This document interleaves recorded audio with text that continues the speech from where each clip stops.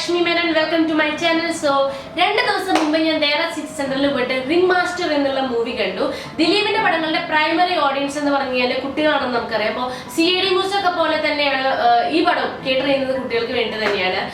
കഴിഞ്ഞ കുറച്ച് പടങ്ങളായിട്ട് ഇപ്പോൾ ശൃംഗാരവേലൻ അല്ലെങ്കിൽ നാടുകോടി മണ്ണിനൊക്കെ എടുത്തു നോക്കുകയാണെങ്കിൽ this one is much better. കുട്ടികളെ പഠിക്കുന്നതിന്റെ ഒരു മെയിൻ ഉദ്ദേശം എന്താണെന്ന് വെച്ച് കഴിഞ്ഞാൽ ഇപ്പോൾ 2 കുട്ടികളൊക്കെ ഒരു കുടുംബത്തിൽ നിന്നാണെങ്കിൽ അച്ഛനും അമ്മയും കൂടെ പോവാണെങ്കിൽ മൊത്തം 4 ടിക്കറ്റാണ്.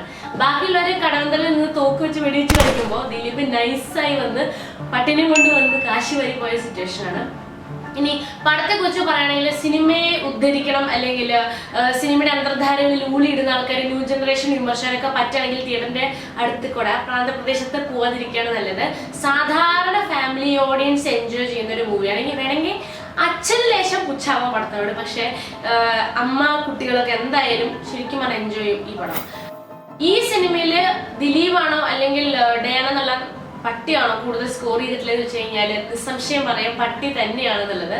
പിന്നെ കുറേ നല്ല കോമഡി ഉണ്ട് ഈ പടത്തില്, കുറേ ചളികളും ഉണ്ട്. പക്ഷേ ഇതിന് മുമ്പ് ഇറങ്ങിയ പടങ്ങൾ, ഞാൻ നേരത്തെ പറഞ്ഞ പോലെ മുമ്പ് ഇറങ്ങിയ പടങ്ങൾ വെച്ച് നോക്കുമ്പോൾ ഇതിന് കുറച്ചുകൂടി സ്റ്റാൻഡേർഡ് ഉണ്ട്. ദിലീപ് നന്നായിട്ടുണ്ട്. Keerthy Suresh has done a great job and she is here to stay. സാധാരണ ബ്ലൈൻഡ് ആയിട്ട് അഭിനയിക്കുന്ന ആൾക്കാരെന്ന് പറഞ്ഞാൽ ഫേക്ക് ഐലാഷ് വെച്ച് ഐലൈനറൊക്കെ ഇട്ട് നല്ല സുട്ടാസായിട്ട് വന്നിരിക്കും. ഇത് അങ്ങനെയല്ല, കുറച്ചുകൂടി നാച്ചുറൽ ആയിട്ട് തോന്നുന്നുണ്ട് സംഭവം.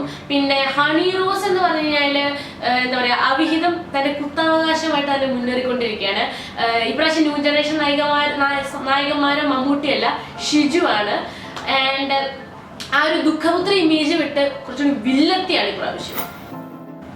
ഡയറക്ടറായിട്ട് വന്ന ആള് ശരിക്കും പറഞ്ഞാല് നന്നായിട്ടുണ്ട്. അപ്പൊ ഞാൻ കുറെ നേരം ഇങ്ങനെ ആലോചിക്കുന്നത് ഇത് ആരാണ്. പിന്നെ എനിക്ക് മനസ്സിലായത് ഇത് ഡയറക്ടർ റാഫി തന്നെയാണ്. ഈ പടത്തിന്റെ സംവിധായകൻ തന്നെയാണ് ഡയറക്ടറായിട്ട് വന്നിട്ടുള്ളത്. ഡയറക്ടർ രഞ്ജിത്തിന്റെ ലേശം കളിയാക്കിയിട്ടുണ്ടോ എന്നൊരു സംശയം.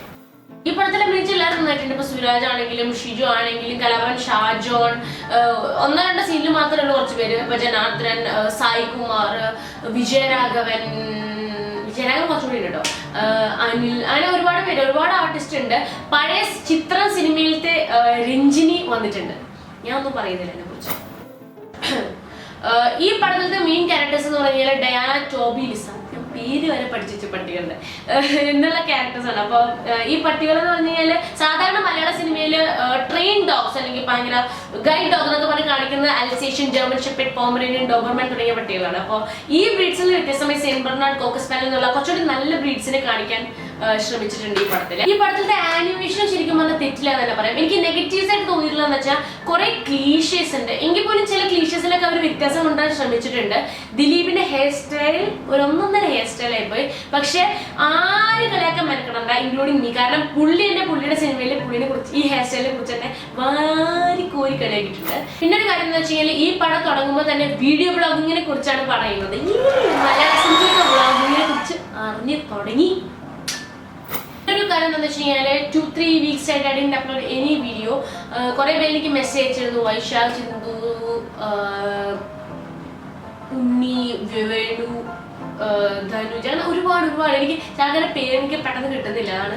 അപ്പൊ ഒരുപാട് പേരുടെ മെസ്സേജ് ജസ്റ്റ് ഇങ്ങനെ അപ്ഡേറ്റ്സ് കാണുന്നുണ്ട് മെയിലിൽ, പക്ഷെ എനിക്കൊന്നും റിപ്ലൈ ചെയ്തിട്ടില്ല ഞാൻ ആർക്കും. അപ്പോൾ ഐ എം എക്സ്ട്രീംലി സോറി.